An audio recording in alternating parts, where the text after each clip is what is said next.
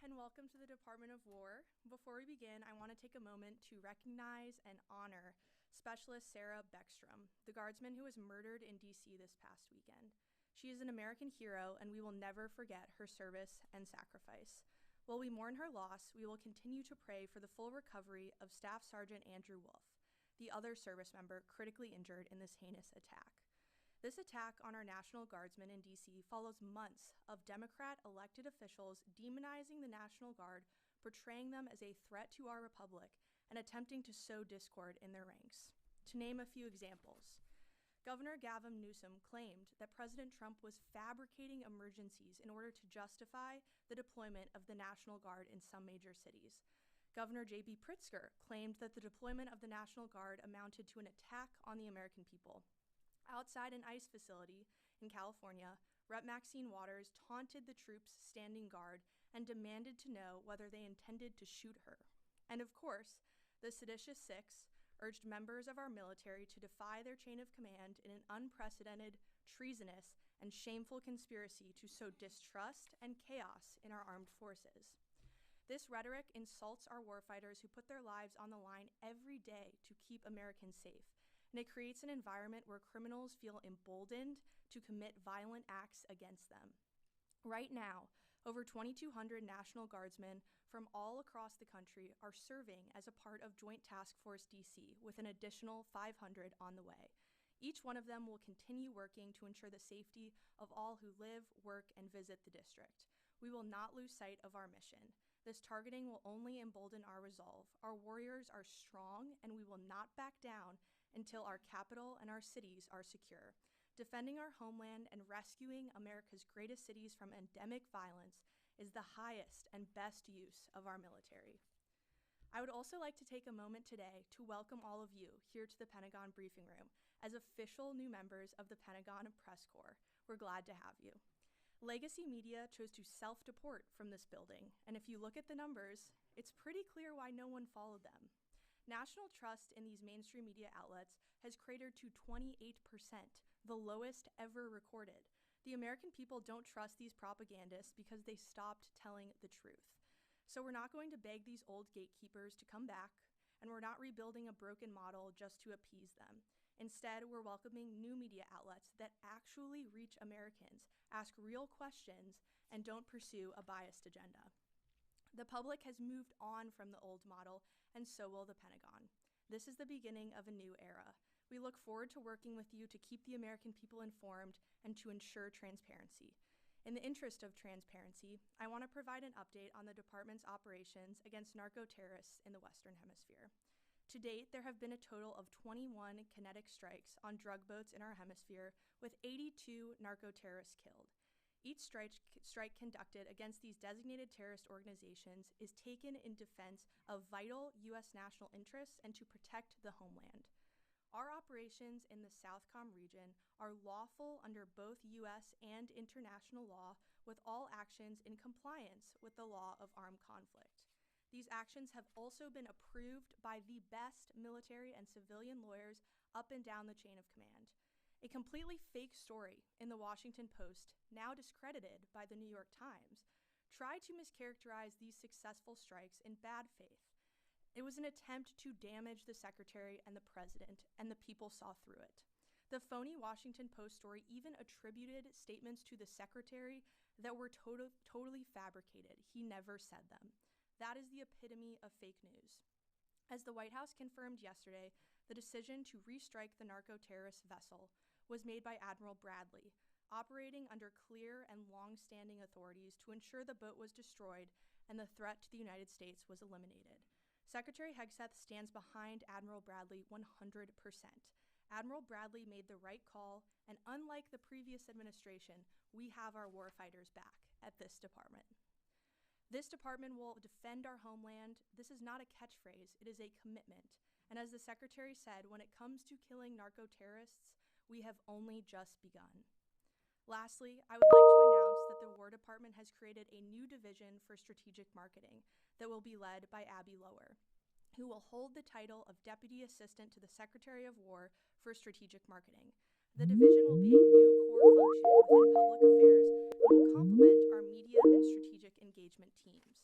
The purpose of this new division is to create marketing campaigns that support the War Department's military recruitment efforts, providing a halo effect to the great work the military services are already doing to recruit our nation's warfighters. And with that, I'd be happy to take your questions. Yes, Caitlin. Thanks, Kingsley. Can you talk about the autonomy that's given to the commanders who are carrying out these operations, like Admiral Bradley, to make decisions? Like in this case, I'm assuming the first strike took out the boat and any actions that followed. Can you talk about the autonomy they're given?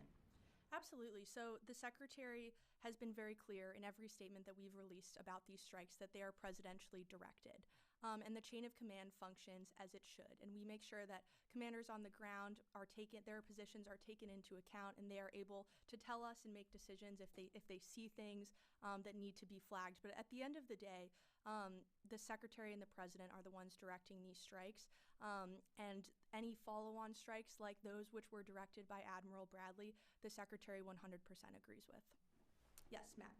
Kingsley, if Nicolas Maduro leaves Venezuela today, what role will the Department of War have in a post-Maduro Venezuela?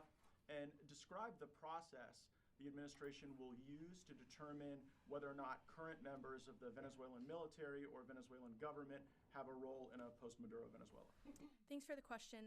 So the department has a contingency plan for everything. We are a planning organization.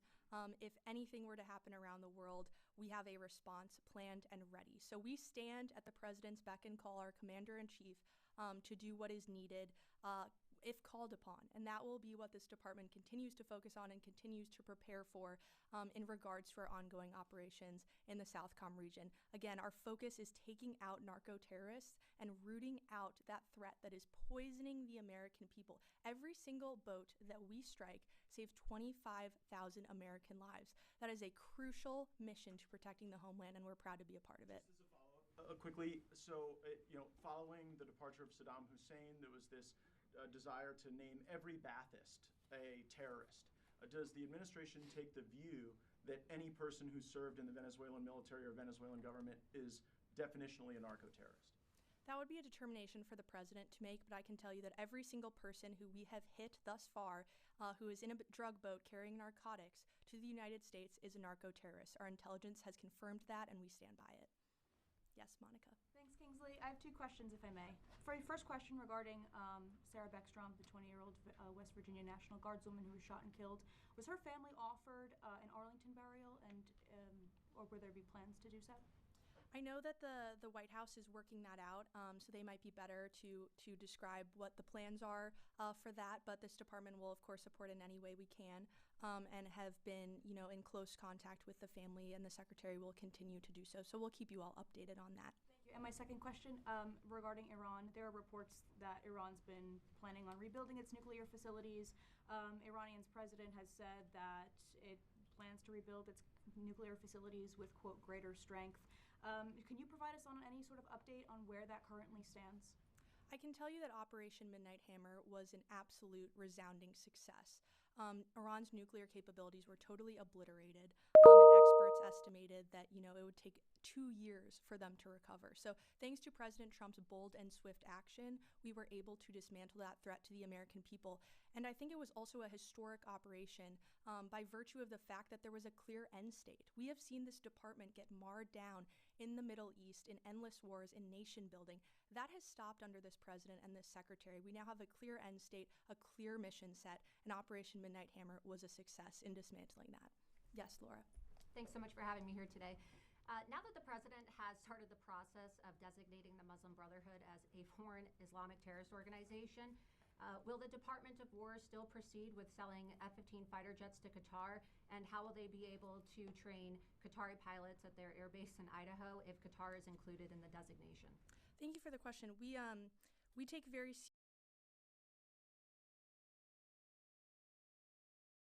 seriously our partnerships, and we always do thorough evaluations to make sure that they protect our intelligence, our operational security, and that they serve the best interests of the American people.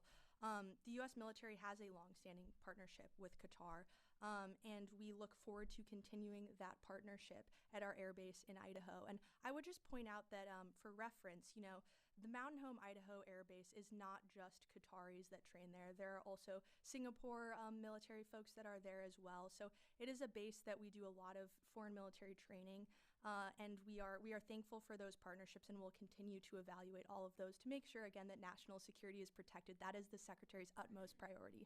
But given the fact that the Qatari royal family and Qatar itself is the biggest financier, along with Turkey, of course, the financier of the Muslim Brotherhood, would that relationship and partnership be reevaluated since the designation could possibly include Qatar? I'm not tracking any reevaluation at this time, but again, the Secretary really keeps national security top of mind, and this administration does as well. So we will always make sure that American assets are protected. Yes. Hi, David Zier, Real America's Voice. It's great to be here. I want to know if you can confirm any additional National Guard deployments under Title 10 in additional cities, and have any governors reached out for help under Title 32 as well? And how do you determine how National Guard troops, how many are armed? Great question. So I don't have anything to announce at this time in terms of new deployments, but I can tell you that our mission set is critical. We are keeping American cities safe all across this country, and we are going to remain committed to that. These missions aren't going to stop in Chicago, in Los Angeles, in DC. We understand the urgent threat that is facing many of these cities, and the National Guard is proud to step in alongside our law enforcement partners to help with that. And I can confirm that everybody in DC is now armed, and a lot of our DC National Guardsmen are now also doing joint patrols with members of the police department here in DC. So their safety is, of course, top of mind, and we will continue to make sure that they're able to do their jobs in keeping all of our great Americans safe across our cities. Yes, Bradley. We're now 90 days into these Venezuelan drug boat strikes. A growing number of members on Capitol Hill are getting their mettle up with regard to war powers. If they do move forward with some sort of war powers effort, will the administration seek to challenge the validity of the war powers resolution, or will it comply? I wouldn't want to get ahead of the president's decision-making process in regard to Venezuela, but I can tell you what I mentioned earlier is that the department is a planning organization. We are always ready. We have plans for every single contingency, and we are going to make sure that when it comes to narco-terrorism, we're dismantling that throughout the Western Hemisphere, and you've seen that in the success of our strikes. One follow-up, if I may. 53% in a recent CBS YouGov poll said they support the strikes on these drug boats, but 70% said no military operations within Venezuela. Nevertheless, members of Congress are increasingly calling for regime change there. What's the Department of War's message to those members of Congress? The Department of War stands behind the president 100%, and we will execute on the orders that our commander-in-chief gives us, and we're proud to do so. That will continue. And again, any decision that is going to be made about certain military actions in the Western Hemisphere region will be the president's alone. Yes. Todd Wood from CDM's Armed Forces Press. There's been a lot of reporting that, yes, it's about drugs in Venezuela, but also possibly about election fraud electronically. Do you have any comment on that? And also, are assets, we've heard that Special Operations Aviation assets are exercising for direct action missions in that region. Can you confirm that at all? On your first question, I would refer you to the State Department. I think they would probably be able to give you a better answer on that. But in terms of your second question, I can tell you that we are conducting training missions and exercises. We've got the forward aircraft carrier now that is down there in the SOUTHCOM region. And as I said, the department's a planning organization. So a big part of that planning is doing trainings and make sure that we're ready at a moment's notice to protect our interests and to protect the American people from narco-terrorism. Yes, RC. Has there been a determination at this point from the Army Secretary on a Distinguished Service Medal for Specialist Sarah Beckstrom? I would refer you to the Army for that, and if I hear anything, I will keep you posted. That would be wonderful news. Yes, James. Hi, James O'Keefe. Nicholas Terza, branch chief here at the Pentagon, was caught on a video in the spring stating, quote, "Trump is illegitimate. We're going to resist him, quote, everything he does." We know there are other people like this that work here. My question is, what steps is the Department of War taking to identify and address personnel who are in the self-described resistance movement? Thank you for the question. That's why the work you all do is so important. This is a big building, and we want to make sure that we have the absolute best people working at it to protect Americans every single day. We don't take lightly what every single civilian and military person in this building do every single day. They do a lot of hard work, and we want to make sure that they're up to the task and that they're on board and willing to serve our commander-in-chief, who was elected by the whole of the American people, to serve as our president. And we support him 100% here at the Department of War. That is our mission. That is our chain of command. So personnel is policy. The Secretary has said that many times, and I know you all in this room are aware of that as well. That was really the crux of his speech at Quantico not long ago to the generals. Our people are our most important asset. So we will continue to make sure that our people are consistently putting America first. That's something we care very much about. Yes, Alex. Thanks, Kingsley. Are there plans to host or hold more of these regular press briefings? And if so, how frequently? Absolutely, we'd love to. It'd be great to get everybody in here. I know we have the Christmas holiday coming up, but we'd love to make it a weekly or bi-weekly tradition. So we're excited to have you all in the Pentagon for those. And will we be receiving more readouts of the Secretary of War's meetings, with the President yesterday, much like the State Department and the White House, provide readouts and scheduling and things like that? Will we be receiving more of those? Absolutely. In the interest, as I said in my opening, in the interest of transparency, we want to make sure that you all are informed. That's a commitment we take seriously. Obviously, we're slightly different than other agencies in that we have national security and operational concerns, but we will tell you as much as we can because we want the American public to know all the incredible things that our warfighters are doing every single day and all the amazing initiatives the Secretary is pursuing here at the Department of War. Yes. Thanks, Kingsley. Jordan Conrad from Gateway Pundit. I wanted to ask you, in May, the Secretary announced a new investigation into the Afghanistan withdrawal under Biden. In light of the recent events with one of these refugees killing a service member, is there any updates on that investigation? I don't have any updates for you at this time, but I can tell you that the review that we're doing into the horrendous Afghanistan withdrawal under the previous administration, the Biden administration, is expected to be complete by summer of 2026. And we are committed to ensuring that this review, unlike others, is much more unredacted, that the American people are able to consume the report for themselves and see what truly happened on that fateful day and that fateful withdrawal. And we owe it to our service members to accomplish that. The review is being led by our chief Pentagon spokesman and senior advisor to the Secretary, Sean Parnell, an Afghan veteran himself. And he takes very seriously the responsibility to getting answers to the American people. So we are committed to that 100%. And in summer 2026, the public will be able to have that report. Yes. Thank you, Kingsley. Question for you in regard to the Afghan withdrawal. When we brought these migrants onto military bases, or these refugees onto military bases, we saw a surge in assault immediately after, sexual assault and physical assaults. And then all of a sudden, under the previous administration, we no longer learned of anything that was happening anymore on these military bases. Does this Pentagon plan on giving us any type of criminal data on that to see what actually happened when they were brought onto these military bases? And do we have any status updates on like FBI investigations and such? So for FBI investigations,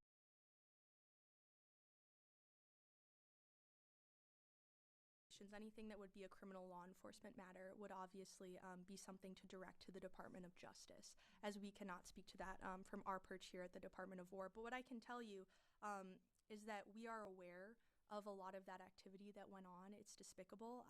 One is too many, right? And we understand that the Biden administration unfortunately put our troops and our country last in many cases. The Secretary is committed to correcting that, and I think that's what you're going to see going forward. Yes. Yes. Thank you. I wanted to ask about Somalia, which isn't talked about very much, but we have done 101 strikes in Somalia in 2025. And there was a raid carried out in some caves, and I'm quoting former Congressman Matt Gaetz, who I didn't realize would be here today, but he asked why we're sending, quote, hundreds of U.S. troops into fortified caves in Somalia to kill like 5 guys. And I think it's a good question as to why the U.S. military is still in Somalia. Thank you for the question. So I can assure you, right, this is an America First Department of War and president. So we aren't conducting forever wars in Somalia. We're not seeking regime change or, we're not nation building. But I will say that this department's narrowly scoped, intelligence-driven counterterrorism operations in places like Somalia, alongside our partners, allow us to protect the American homeland from terrorist threats and to protect our interests. So we will continue to make sure that the American people are kept safe. That's our utmost priority.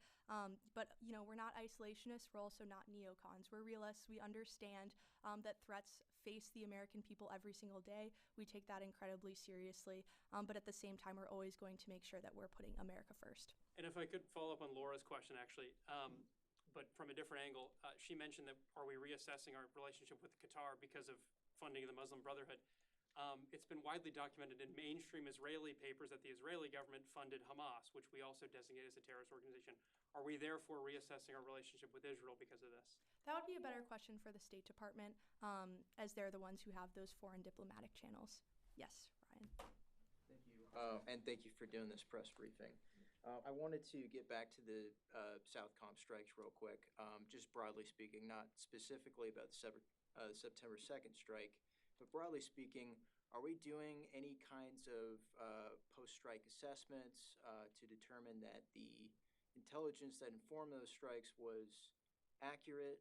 Are we recovering any drugs on board those vessels? You mentioned each vessel struck as equivalent of 25,000 overdose deaths. So are we mostly picking up fentanyl or cocaine or what have you? What's going on with these boats? Like, what's on these boats? Yeah, thank you for the question. So I can tell you in terms of your question about intelligence that our intelligence absolutely confirms who these people are. And I can't get into right from this podium how we know that. I don't want to communicate to the enemy the ways in which we're carrying out these strikes. But I can tell you that without a shadow of a doubt, every single one of our military and civilian lawyers knows that these individuals are narco-terrorists. We know what they're carrying, where they're coming from, and where they're going. And they are trying to bring drugs to our shores that kill and hurt American citizens. The president takes that very seriously, and when he designated these groups designated terrorist organizations, that opened up a lot for us here at the Department of War. We can engage in ways that we never could before. So that's all I can say at the moment on that topic, but I can 100% affirm that we know without a shadow of a doubt who these narco-terrorists are. Yes, Wade. So you were speaking earlier about the Washington Post report concerning the Secretary of War and Admiral Bradley. And my question is, does the Department of War plan on pursuing any sort of legal action against the Washington Post? And what consequences will there be for lying to the American people? Because, of course, the implication there was that Pete Hegseth and Admiral Bradley are war criminals. And that was the implication, and that's what a lot of people on social media were saying after the fact. So could you speak to that?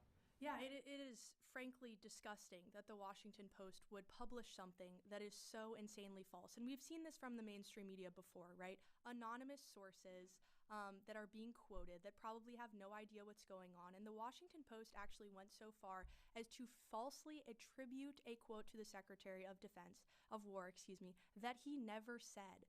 That is preposterous that they would write that and pass that off as true journalism. Thankfully, the New York Times stepped in and corrected the record and let the American people know that what they were publishing was absolutely fake news. So the Washington Post, I think readership should think twice before reading that outlet again. It is disgraceful that they call themselves journalists, and we told them as such, right? We get press queries like we do from all of you. We told them this story was completely fake news on Thanksgiving evening with a 3-hour deadline, and they still published it anyway. It's disgraceful, but thankfully the American people see through it. Yes, Jack.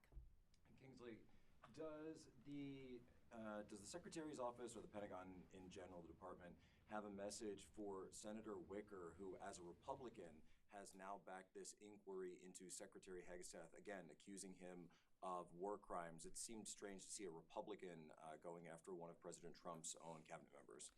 So I can confirm that the Secretary of War spoke with Senator Wicker, and they had a good conversation where he was able to explain to him a lot of the rationale behind these strikes. And we work closely with all of our partners on the Hill, whether Republican or Democrat, to keep them up to date on what this department is doing in regards to the strike. So we will continue to do that, and we'll continue to brief members of HASC and SASC, and we look forward to continuing those relationships. Quick follow-up, you mentioned working with partners on the Hill. Another senator on the Hill, the Democrat side, is Senator Mark Kelly. Now, we heard some reporting about a possible investigation into him regarding his status as a retired member of the United States Navy, still on pension, and therefore still under the jurisdiction of the Uniform Code of Military Justice. And as such, his membership, you mentioned the seditious six, would that be grounds for possibly bringing him back to active service for an investigation, for NJP, or even a full court-martial? So you're correct. The Department of War received serious allegations of misconduct against Senator Mark Kelly, and in accordance with the Uniform Code of Military Justice and other applicable recommendations and regulations, we're doing a thorough review of all of these allegations. And the Secretary of War has tasked the Secretary of the Navy, John Phelan, with doing a thorough review, looking into all of these allegations, and providing him an update on December 10th. So we will have more information to come on that. But I would just add that this despicable video that Mark Kelly participated in with the seditious six was a politically motivated influence operation that was an attempt to undermine the chain of command, to sow distrust and division in our armed forces. That is absolutely ridiculous, and it puts our warfighters at risk. And again, he doubled down on the Sunday shows. I don't know if you all saw him on the Sunday shows, but he basically insinuated that service members who do not defy President Trump's orders could face potential prosecution in the future when Democrats are back in power. He even called our troops and likened them to those of the Russian military. This is totally disgraceful from an elected official, and the department takes it very seriously, and that is why we have launched this review. And just to be clear, so if Secretary Phelan were to recommend court-martial, that would be on the board? What was the question? Sorry. If Secretary Phelan were to recommend court-martial, that could be an option on the table? All options are on the table at this moment in time, and we look forward to getting the Secretary of the Navy's review. And the Secretary of War has been very clear in his statements as well that he takes this extremely seriously, and it is unacceptable. That's all the time I have today. Thank you all so much. I really appreciate you coming out.